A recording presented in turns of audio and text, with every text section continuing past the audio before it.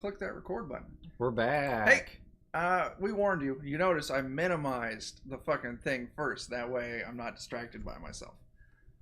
Anyway, we're back. Once again, we're doing recaps on the episodes that we lost for the Adventures in Calor campaign. Today we're talking about episode 58. If I had to give this episode a title, it would be...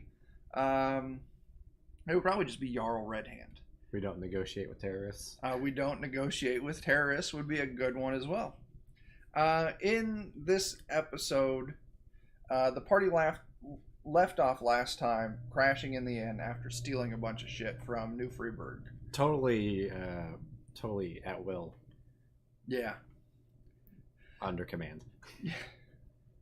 So in this episode, you guys, pretty much... You wake up in the morning, like, you guys want to do anything? You're like, no, we just want to fucking, Let's go talk it out. Yeah, so we wasted a few hours with a hand wave. I figured we'd talk it out, and I'd come back and buy the armor today. We'll get there. With Joe's powers. Yeah, we'll get there. That I wanted. Yeah. So that's what I had in mind at the start of the day, just from my character's perspective. That's what Casmos' objective was. Yes. So... The party is escorted to the Jarl's palace. You're taken to a conference room. You're sat down. A few minutes later, Jarl Red Hand, your stereotypical gruff, less than friendly looking dwarf, walks in. Yeah. In front of every party member, he lays out a contract. He lays out a map, and he lays out a sealed letter. And essentially, the map is we're splitting the continent of Calor in two, and a very generous two in the favor of Hammerglass Trading. Yeah, it was more like two-thirds and a third. That's probably more accurate. And so the contract was for agreement upon the delivery of the letter and the map to the head of the Prussian Bay Trading Company. We were basically just messengers. Essentially, yeah. So the party argued with the Jarl. They were going to forgive all of our murders. They were going to forgive all the murders the party did. And at this point, the party had at least 30 murders on their probably more than that. Yeah. At least 30 murders of Hammerglass Trading Company employees. Because there's the first crew that we killed. There's two. On the shipwrecked. Crew. Oh shit! I forgot all about them. Shipwreck crew, easily hitting 40 at this point. Yeah, we weren't the most kind. Yeah, that's. So anyway, he lays this out. He says, "Sign this, deliver this. We're gonna pay you 5,000 gold each. Forgive." And the party didn't go for it.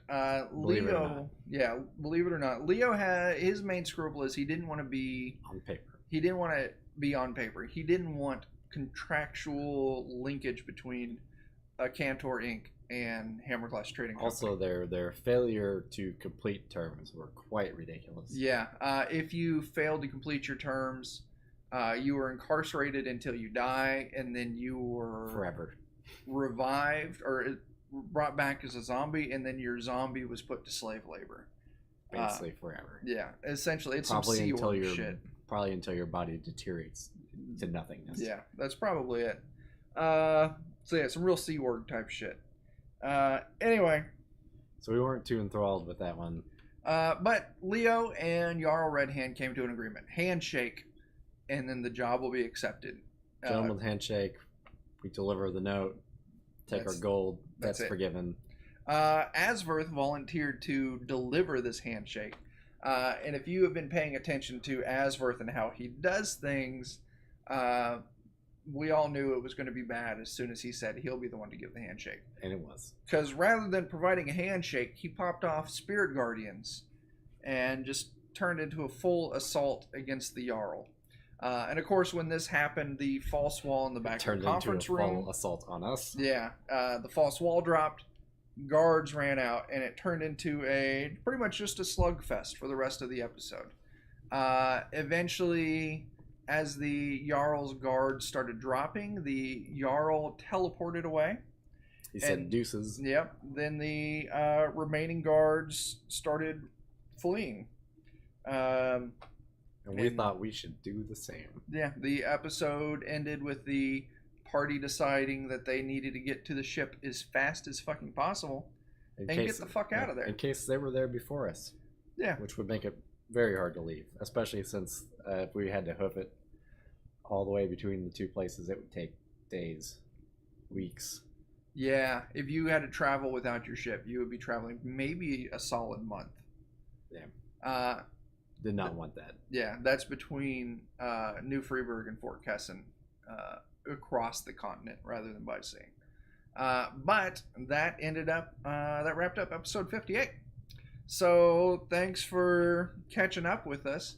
We'll be back for a couple more recordings to hit episodes 59 and 60. And then our regularly scheduled programming will commence. That's it. So anyway, thanks for watching. We'll catch you next time. Deuces.